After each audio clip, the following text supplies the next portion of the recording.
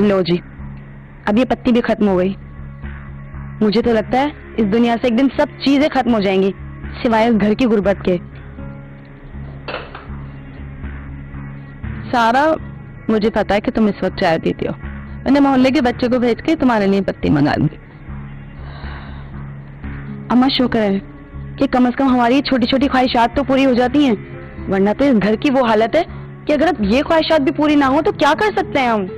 सारा, शुक्र ना शिकवे से बहुत बेहतर होता है। इतनी शिकायतें नहीं किया करो, अल्लाह पाक को ये सब पसंद नहीं है। रहने दे अम्मा, ये सारी बातें सिर्फ नसीहतों में ही अच्छी लगती हैं। जब जिंदगी में कड़वाहट घुल जाए ना तो मुंह से शहद में जहर ही निकलता है। खैर, आप अंदर जाए, मैं चाय बनाती हूँ।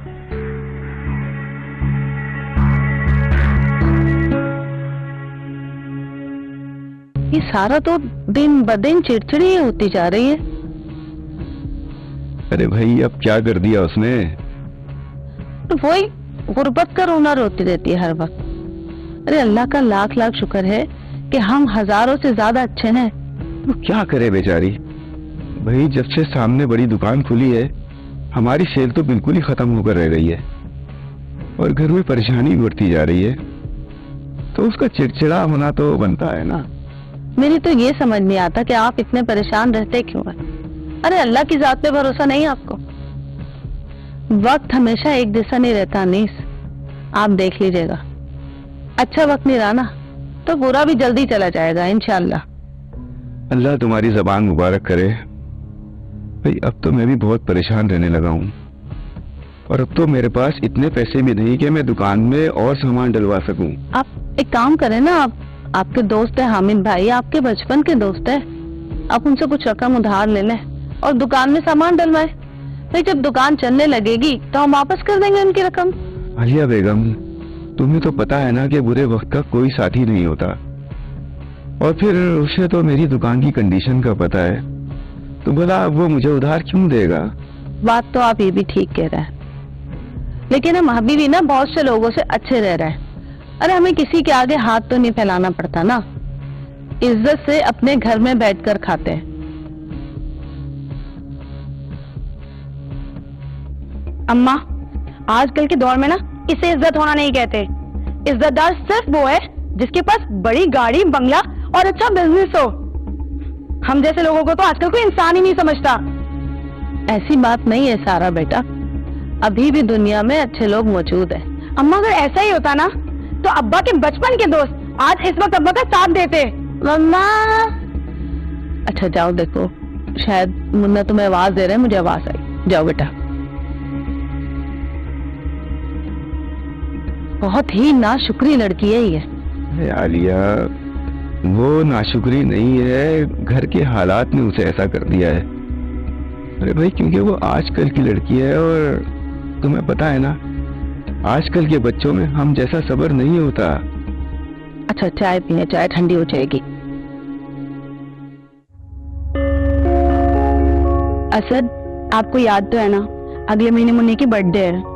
अरे हाँ भाई, क्यों नहीं याद कि अगले माह मेरा मुन्ना पूरे 5 साल का हो जाएगा। जी, तो आपने क्या सोचा है, कैसे सेलिब्रेट करेंगे इसकी बर्थडे? देखिए असद, मैंने सोचा है ना कि मैं इस बार मुन्नी की बर्थडे बहुत अच्छे तरीके से सेलिब्रेट करूं। सारा, तुम सब जानती हो मेरी दुकान के हालात, हम कैसे करेंगे? हम इतनी धूमधाम से नहीं मना सकते। तो क्या मतलब है आपका? क्या इस बार भी हम मुन्नी की बर्थडे नहीं मनाएंगे? अरे आपको तो पता है ना, मेरे सब बहन भाई अपने बच्चों की बर्थडे कितने शानदार तरीके से सेलिब्रेट करते हैं, और हम तो पिछले 4 साल से यही कर रहे हैं। घर में केक लाते हैं, काट लेते हैं, हो गई सालगिरह, और इसी बात को लेके सब मुझे कितना जताते रहते हैं। खैर देखिए असद, मैं कुछ नहीं जानती, इस बार मुझे मुन्ने की बर्थडे बहुत धूमधाम से करनी है, वो भी सबको घर पे इनवाइट करके। सारा प्लीज, बस इस बार रुक जाओ। मैं तुमसे वादा करता हूँ कि अगली दफा मुन्ने की बर्थडे ऐसी सेलिब्रेट करूंगा कि तुम सब भूल जाओगी। असद, जरा याद करें, यही बात आप मुझे पिछले 4 साल से बोल रहे हैं, अभी तक तो आपने ये बात पूरी नहीं की। खैर मैं कुछ नहीं जानती, अगर इस बार आपने मेरी बात नहीं मानी ना तो मैं घर छोड़ के चली जाऊंगी। बहुत तंग आ गई हूँ मैं इस तरह से तरस तरस की जी के। सारा, तुम मेरी बात तो सुनो, कम से कम बंदा समझने की कोशिश तो करता है।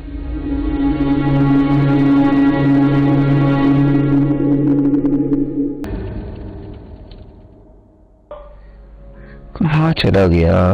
मैंने यहीं रखा था। 5 तारीख भी है, उसकी खुलने की मिल ही नहीं रहा। क्या ढूंढ रहे हैं आप? कब से ऐसा नाश्ते पे वेट कर रहे हैं आपका? अरे अच्छा हुआ आलिया तुम आ गई, अभी मैं तुम्हें ही बुलाने वाला था। तो ढूंढ क्या रहे हैं आप? यहाँ मैंने एक प्राइस बॉन्ड रखा था, न जाने कहाँ चला गया, मिल ही नहीं रहा। सर तुम ढूंढ दो। वो आपने मुझे दिया था, मेरे पास है, उनके में लेके आ। अरे भाई जल्दी करो, कहाँ रह गई? ये लीजिए, ये रहा। अरे हाँ यही है वो।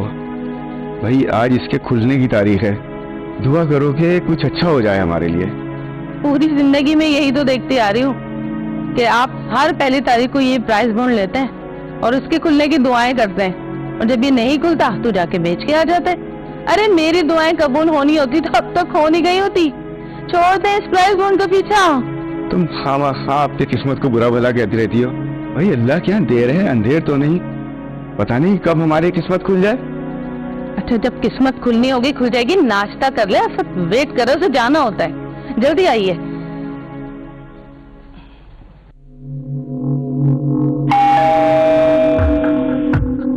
अरे भाई ये कौन आ गया सुबह ही सुबह? शायद कोई मांगने वाला होगा। असद देखो कौन आया दरवाजे पे। देख क्या कौन है।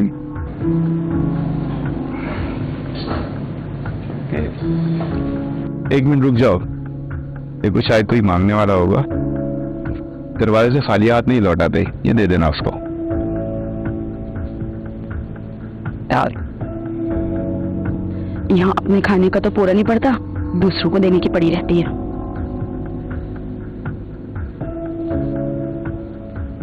अब्बा मोहसिन आया गांव से। मोहसिन तुम यहाँ अचानक? चाचा गांव में सैलाब में सब बह गया, सब बह गया बाप। मुझे कुछ समझ नहीं आया तो मैं आपकी तरफ आई। आप ये बैग दें मुझे। बैठो आप, बैठो बैठो।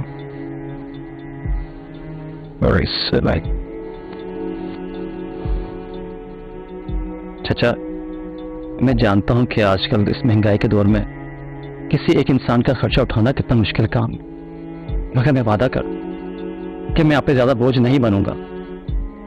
मैं कोशिश करके जल्द से जल्द कोई काम ढूंढ लूंगा, मैं अपने रहने का बंदोबस्त भी कर लूंगा। बस उस वक्त तक के लिए मुझे अपने घर पे रहने का ठिकाना दे।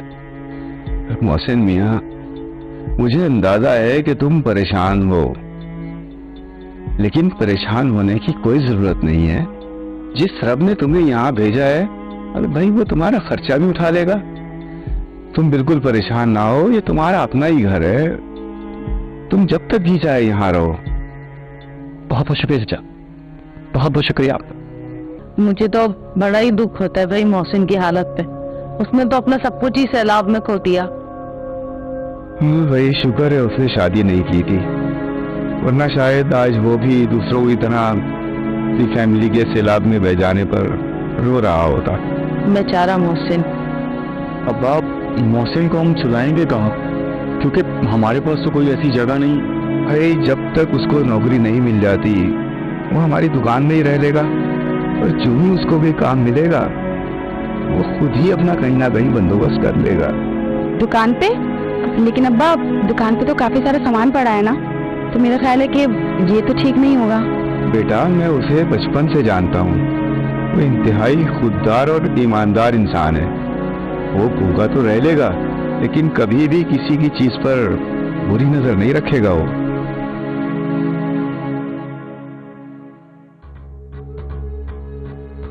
असद क्या कर रहे हैं आप इतनी देर से? यकीनन दुकान का हिसाब ही कर रहे होंगे। दुकान में सामान डलवाना है ना, तो बस उसी के हिसाब में लगा हूँ। क्या फायदा हिसाब करने का, उसमें अब रह ही क्या गया है?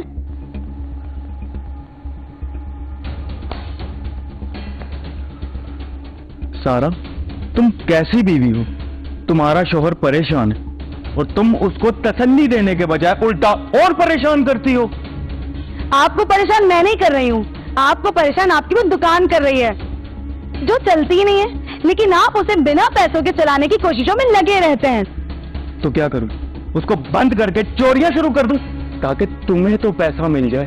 नहीं, आप चोरी मत करें, लेकिन कोई काम तो कर सकते हैं ना। असल आप कोई जाहिल तो नहीं है ना। आप कोई जॉब कर लें, कम से कम मंथली सैलरी हाथ आ जाएगी। सारा तुम पागल हो गई हो। मैं अपना काम छोड़कर नौकरी करूंगा। अपना काम जिससे महीने का खर्च भी नहीं चलता है। देखिए सर, मैं आपको अभी से बता रही हूँ, कुछ ना कुछ तो आपको करना ही पड़ेगा, चाहे कुछ भी हो जाए। मैं मुन्ने के बर्थडे बहुत धूमधाम से सेलिब्रेट करके ही रहूंगी। देखें, कहते हैं जितनी चादर हो उतने पाँव फैलाने चाहिए, और इसी चीज़ को मोटिवेशनल स्टाइल में इस तरह से लोग चेंज कर देते हैं कि भाई अगर पाँव बड़े हैं तो चादर बड़ी करने की फिक्र करो। तो इस तरह से बोलने से जो हकीकत है वो चेंज नहीं हो जाती। ठीक है, ऑब्वियसली आप कोशिश करें आगे की अच्छी अपने रिसोर्स को डेवलप करने की, लेकिन फिर भी कहीं तो आपकी लिमिट होगी ना, तो उस लिमिट को हमेशा आपने फॉलो करना है।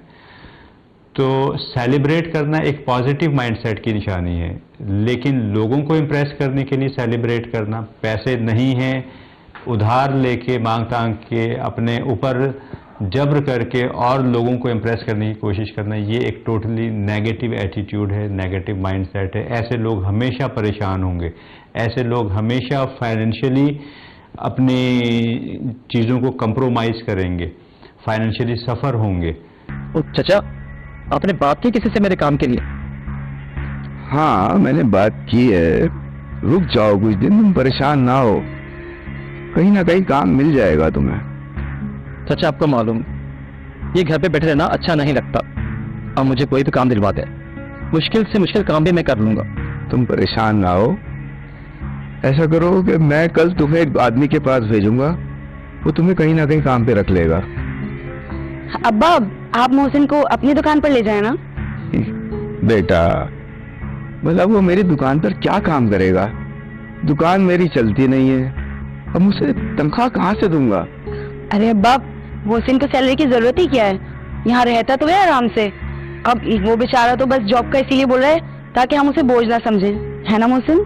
हाँ तो ठीक है, फिर भी अब और असल में मैं आप लोगों से ये बात इसलिए कह रही हूँ ना कि असद ना जॉब करना चाहते हैं। वो बस इसलिए नहीं कर पा रहे कि रात दिन उन्हें ये फिक्र लगी रहती है कि अब्बा कैसे अकेले शॉप संभालेंगे। लेकिन असद जॉब क्यों करना चाहता है? अब वो अम्मा घर की हालत से ना बहुत परेशान रहने लगे हैं और मुझसे कहते हैं कि घर की हालत दिन ब दिन बुरी होती चली जा रही है, और माशाल्लाह से मुन्ना भी बड़ा हो रहा है तो उसके अखराजात भी बढ़ रहे हैं। तो कह रहे थे कि मैं सोच रहा हूँ कि कोई जॉब कर लूँ, मंथली कुछ रकम ही हाथ आ जाएगी। बस इसीलिए मैंने कहा कि मोहसिन अब्बा के साथ शॉप पर चले जाया करे और उनका हाथ बटाए ताकि असद जॉब कर सकें। बाकी आप लोग बड़े हैं, जो आप लोगों को सही लगे। हाँ चाचा, सारा बिल्कुल ठीक कह रही है, और वैसे भी तो सारा दिन घर पे बैठा रहता हूँ मैं। जब तक नौकरी नहीं मिल जाती मैं आपके साथ जाया करूंगा, इस तरह आपकी भी हेल्प हो जाया करेगी और असद भी नौकरी कर लेगा। चलो भाई ठीक है, जैसे तुम लोगों को अच्छा लगे। बेटा सालन चलाया तुमने? अस्सलाम वालेकुम। वालेकुम अस्सलाम। ये देखें मैं क्या लाया हूँ आपके। अरे वाह भाई, आज तो मिठाई आई है, मगर किस खुशी में बेटा? अम्मा, मुझे नौकरी मिल गई है, 50,000 रुपए तनख्वाह है। 50,000 रुपए की? चलो शुक्र है, कम से कम अब हर माह किसी चीज के लिए तरसना तो नहीं पड़ेगा। बेटा तुम्हें बहुत बहुत मुबारक हो। कब से जाना है? बस अम्मा कल ही जाना है, और सारा मुझे सुबह जल्दी उठा देना, कल पहला दिन है, कहीं ऐसा ना हो मैं लेट हो जाऊं। कोई जरूरत नहीं है अब तुम्हें किसी मुलाजमत पर जाने की। लेकिन क्यों अब्बा? आपने तो कहा था कि असद जॉब कर सकते हैं, अब आप मना क्यों कर रहे हैं? क्योंकि उस वक्त हमारे पास 10 करोड़ रुपए नहीं थे। 10 करोड़? 10 करोड़ रुपए, वो भी हमारे पास? अब्बा ये क्या कह रहे हैं आप? इतनी बड़ी रकम हमारे पास कहाँ से आएगी? मेरे प्राइस बॉन्ड से। असद, मेरा प्राइस बॉन्ड निकला है पूरे 10 करोड़ रुपए का। 10 करोड़ का। अब हम अमीर रहे हुए हमारे सारे से कितना दूर हो जाए। अम्मा, अल्लाह ने करम कर दिया हम पे। देखा सारा, मैं तुम्हें कहता था ना, अब हम मुन्ने की बर्थडे ऐसी करेंगे कि सब देखेंगे। सारा जमाना देखेगा। कर दिया मुंह। भाई आलिया, ये मोहसिन कहीं नजर नहीं आ रहा, उसे भी बुला लो यहाँ। पता नहीं, वो बाहर गया था, अभी किसी काम से कह रहा था मैं थोड़ी देर में आ जाऊंगा। अब्बा, मेरा ख्याल है ना कि हमें इस घर में मोहसिन को साथ में नहीं रखना चाहिए, हमें तो मोहसिन को सर्वेंट क्वार्टर में रखना चाहिए, है ना? क्यों भाई, मोहसिन सर्वेंट क्वार्टर में क्यों रहेगा? क्योंकि मोहसिन हमारी फैक्ट्री में काम करता है और फिर हमारा मुलाजिम भी तो है, और मुलाजिम तो सर्वेंट क्वार्टर में ही रहता है ना। आज तो तुमने ये बात की है, दोबारा ये बात ना करना। मोहसिन इस घर का फर्द है, मुलाजिम नहीं। क्योंकि हमें आज जो कुछ भी मिला है उसी की किस्मत से मिला है। अगर आज वो यहाँ ना होता तो शायद हम इतने अमीर ना होते। लेकिन अब्बा, प्राइस बॉन्ड आपने अपने पैसों से खरीदा और फिर मौसम की वजह से हम अमीर कैसे? असद, प्राइस बॉन्ड तो मैं तुम्हारे बचपन से लेता आ रहा हूं, लेकिन कभी निकला नहीं ना। लेकिन जब से मोहसिन हमारे पास आया है, हम रातों रात अमीर हो गए। इसका क्या मतलब हुआ? यही ना कि मोहसिन हमारे लिए खुशकिस्मत साबित हुआ है। मैं आज तुम सबको एक बात समझा रहा हूं, सब सुन लो। मोहसिन के साथ कभी बुरा सलूक ना करना। कहीं ऐसा ना हो, कहीं ऐसा ना हो कि उसकी किस्मत से हमें जो कुछ मिला है उसके साथ बुरा सलूक करने की वजह से वो सब वापस छिड़ जाए। बिल्कुल सही कह रहे हैं तुम्हारे अब्बा। प्राइस बॉन्ड लग गया, ठीक है, ये तो एक सुपरस्टिशियस बात है, जैसा कि हम इस स्टोरी में देखते हैं। हाँ, अलबत्ता ये ज़रूर है कि अगर मेहमान आए, आप उनकी आवभगत कर रहे हैं, उनको आप वेलकम कर रहे हैं, आपके माथे पे शिकन नहीं आ रही, तो ये एक बहुत ही ज़्यादा पॉजिटिव और गुड जेस्चर है। तो ऑब्वियसली जब आप अच्छा करेंगे तो कुदरत यानी नेचर भी आपके साथ अच्छा करेगी। और वो चूँकि मेहमान आते हैं और उनको जो है वो जो घर का सरबराह है वो कोई इतना ज़्यादा नेगेटिव उसका रिएक्शन नहीं होता, तो उसके नतीजे में फिर जाहिर सी बात है कि एक स्टेप आप जब आगे बढ़ते हैं तो नेचर 10 कदम आगे बढ़ के आपको वेलकम करती है। तो जो चीज़ें पहले से नहीं हो रही थी, यानी प्राइस बॉन्ड नहीं लग रहा था और अब वो लग गया, तो बेसिकली किसी के लाने की वजह से तो नहीं मैं ये कहूँगा कि लग गया, बल्कि मेहमानों को वेलकम करने की वजह से, उनको अकोमोडेट करने की वजह से, फरागदिली का मुजाहरा करने की वजह से ऑब्वियसली कुदरत मेहरबान होती है। और जैसा कि हम कहते हैं कि मेहमान रहमत होती है, तो फिर रहमत की एक झलक नज़र तो आएगी।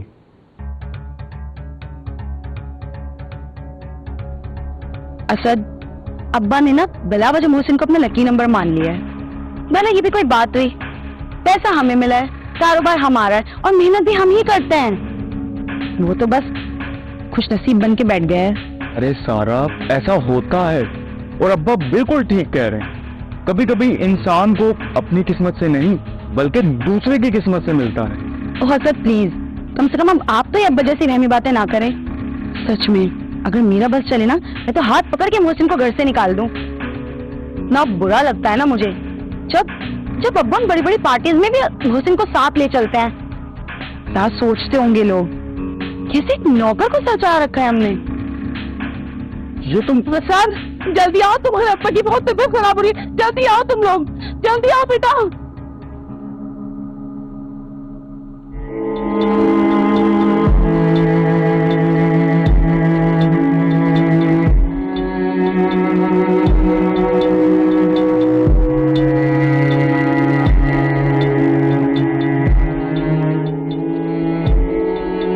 माँ चुप हो जाएं। आपके इस तरह रोने से अब्बा वापस थोड़ी ना आ जाएंगे, बल्कि आप अपनी तबीयत खराब कर लेंगी। होने दे मेरी तबीयत खराब, जब तेरे अब्बा ही नहीं रहे तो मैं ठीक हूँ कि कहूँगी भी क्या। हसन, मेरा दिल करता है मैं तेरे अब्बा के पास चली जाऊँ। अम्मा अम्मा, अब्बा चले गए तो क्या हुआ, हम तो हैं ना। हम भी तो आपसे प्यार करते हैं ना। आप हमारे लिए अपना ख्याल रखें ना।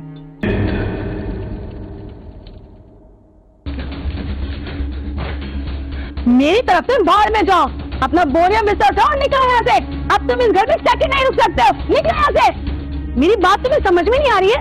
बोरिया बिस्तर उठाओ, निकलो यहाँ से, वरना मैं नौकरों से कह के तुम्हें धक्के देके निकलवाऊंगी। सारा, ये तुम क्या कर रही हो? और इसको कहाँ भेज रही हो? वही जहाँ इसकी औकात है। इस घर में अब फालतू लोगों की कोई जगह नहीं है। तुम्हारा दिमाग तो दुरुस्त है सारा, क्या बकवास कर रही हुई है? तुम भूल रही हो शायद कि मोहसिन को तुम्हारे अब्बा लेकर आए थे।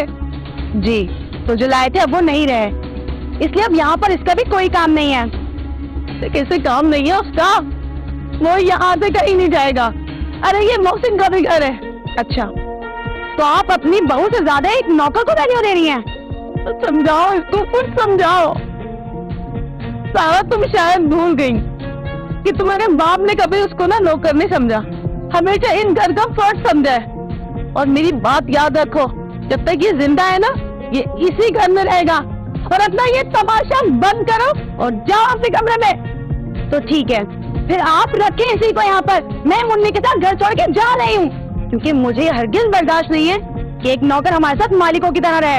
हाँ तो ठीक है ना सारा, तुम चली जाओ, क्योंकि मैं अपने अब्बा के भतीजों को इस घर से नहीं निकाल सकता।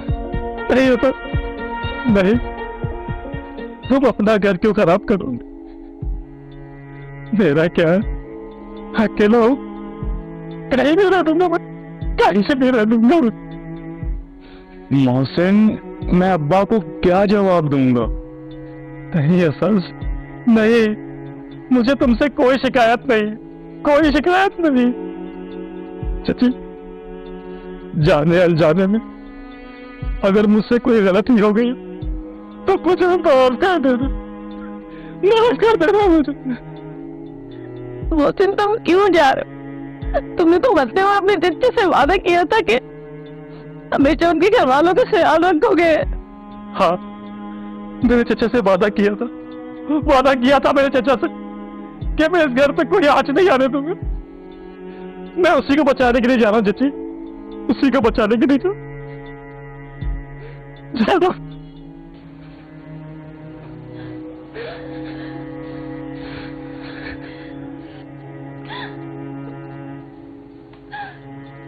सही नहीं किया तुमने।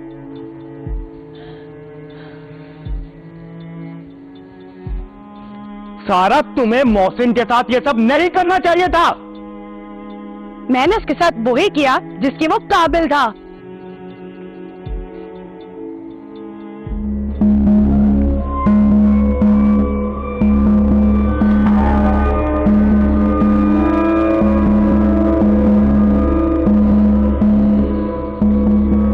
असद, अच्छा हुआ आप आ गए, मैं आपका ही वेट कर रही थी।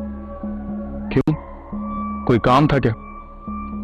अरे भाई, मुझे आपसे क्या काम होगा भला? काम के लिए तो मैंने इतने नौकर रखे हैं। मैं इसलिए वेट कर रही थी, पता है मैंने आज घर में बहुत बोर हो रही थी। मैंने सोचा कि क्यों ना आप आ जाएं तो हम लोग कहीं बाहर चलें। सारा, तुम ना ये नौकर चाकर और बाहर घूमने की आदत को छोड़कर अपनी पुरानी जिंदगी में जाने की तैयारी कर लो, क्योंकि बहुत जल्द ये तुमसे छिनने वाला है। क्या हो गया सर, क्या कह रहे हैं आप?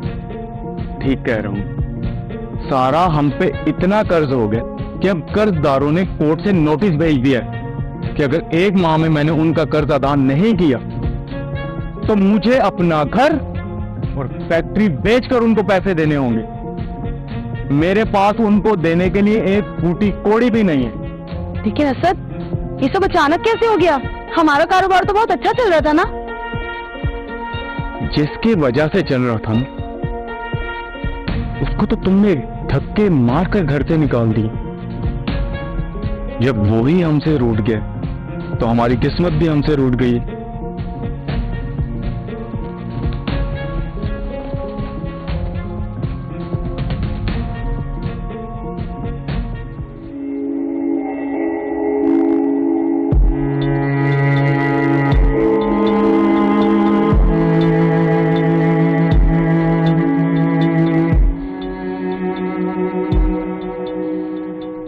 मोहसिन, तुम क्यों वापस आए हो? तुम भूल गए तुम कि मेरी बहू ने तुम्हारी कितनी बेइज्जती करके तुम्हें घर से निकाला था और मैं उस वक्त तुम्हारे लिए कुछ नहीं कर पाई थी।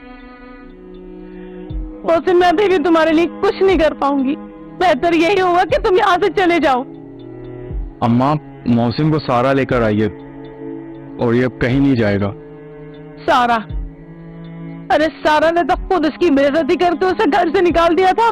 जी अम्मा, लेकिन मुझे मेरी गलती का एहसास हो गया है और मुझे सब समझ आ गया है, जिसकी मुझे सजा मिल गई है। मोहसिन, मुझे माफ कर दो। मैंने अपने गुरूर में तुम्हारे साथ बहुत बुरा सलूक किया है। मैं ये भूल ही गई थी कि हमेशा मिलकर रहने वालों के घर में ही बरकत होती है। अब्बा ठीक कहते थे, हमें जो कुछ भी मिला सब तुम्हारे नसीब से मिला, इसीलिए तो तुम्हारे जाते ही हमारा सब कुछ चला गया। लेकिन मुझे उसकी कोई फिक्र नहीं है, मुझे कुछ नहीं चाहिए, क्योंकि अब मैंने सोच लिया है कि हम सब हमेशा मिलकर रहेंगे। जो मिलेगा, जितना मिलेगा, हम सब मिल बांट कर गुजारा कर लेंगे, लेकिन हमेशा साथ रहेंगे। मुझे माफ कर दो।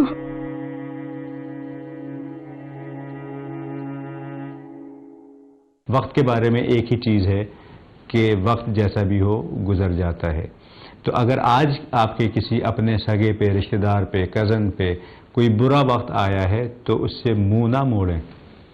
हो सकता है वो आपके पास आए तो एक इम्तिहान हो आपका, और अगर आप उस इम्तिहान में पास हो गए तो आप कितने ही लेवल आगे निकल जाएं। तो उसको बोझ ना समझें, बल्कि उसको आप इस तरह से वेलकम करें, ऐसे लोगों को इस तरह से हेल्प आउट करें कि कुदरत ने हमें चुना है कि हम किसी की मदद कर सकें। तो ये एक अपॉर्चुनिटी होती है, ये एक ब्लेसिंग होती है। इसको आप एज ए ब्लेसिंग लें, पॉजिटिवली चीज़ों को लेके चलें, तो ना सिर्फ आपके हालात बदलेंगे बल्कि आप उसको भी अपने पाँव पे खड़े करने में हेल्प कर सकते हैं।